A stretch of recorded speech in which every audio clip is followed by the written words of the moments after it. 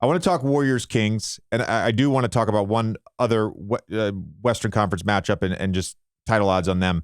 But Warriors Kings, we are recording this again after Game 2, so we know for a fact Kings up 2-0, going back to Golden State this weekend. I still believe the Warriors can win this series.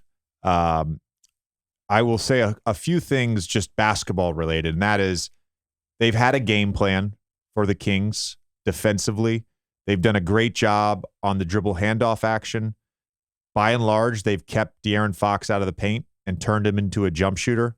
And you have these crazy splits with his jump shooting through the first 2 games. He's 4 for 20 on jump shots through 3 quarters, and he's 7 for 11 in the fourth quarter. Obviously, we know he's been a fantastic clutch time performer all season long. He's been great in the clutch.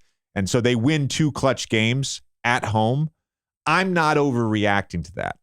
The Warriors have issues with turnovers. The Warriors have issues with fouls. We all know that. I think when they get home, their 3-point shooting will normalize a little bit, just 32% through 2 games.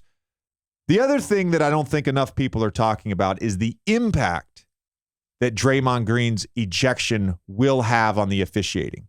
My observation is through 2 games, this was as physical of a series as I've seen this playoff season and in recent memory. The amount of stuff that they're allowing, both on and off the ball, it's not really regular season rules.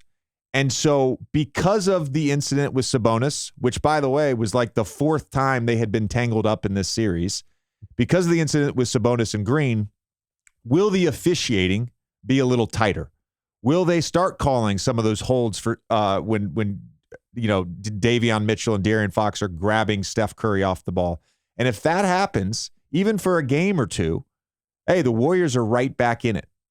And this is, even at 2-0, I just can't disrespect the Warriors, right? They have a championship pedigree. It is hard to beat a champion in the playoffs. Of course, I'm favoring the Kings, but to me, it still feels a little bit like a pick'em series.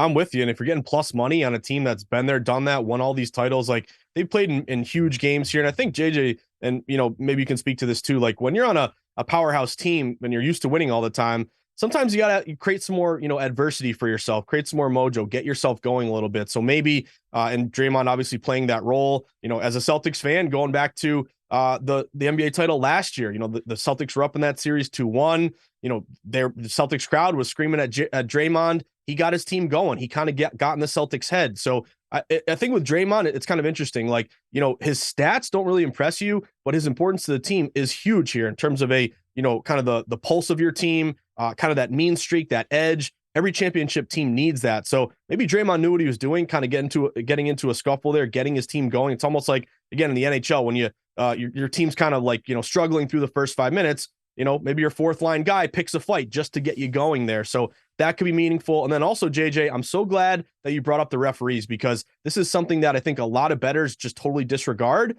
But I think that's a bit of a mistake. You don't want to bet a game, a total over or under or one side or the other just based on a referee and the crew, but you want to be aware of it. Like, for example, Scott Foster, I'm sure you have maybe some stories about Scott Foster, JJ, but he's one of the most lopsided referees toward road teams, because he always wants to kind of show the crowd that he's, unbiased to a fault. And then also toward a lot of overs, because he calls a lot of whistles. So the other thing is, like, home court, it is important. Typically the odds makers will give you around 3 points for home court, but it's not always the crowd, that provides you that big advantage. Obviously that is a component to it, but it's also these referees. When you get to these refs who sometimes will be just wary of, going against the crowd, like a guy like Foster will do it. But a lot of the younger referees, they'll make calls, in favor of the home crowd because they don't want to get screamed at and have stuff thrown at them. So to me, that's a kind of a benefit and something you should always keep an eye out for. I think they post the crew. I think 9 a.m. typically is when you'll find out who they are. But that's always something I dig into. Like, if the Warriors are in a spot where you have 3 home refs that all favor home teams, that's a benefit, especially when you're trying to get back in the series.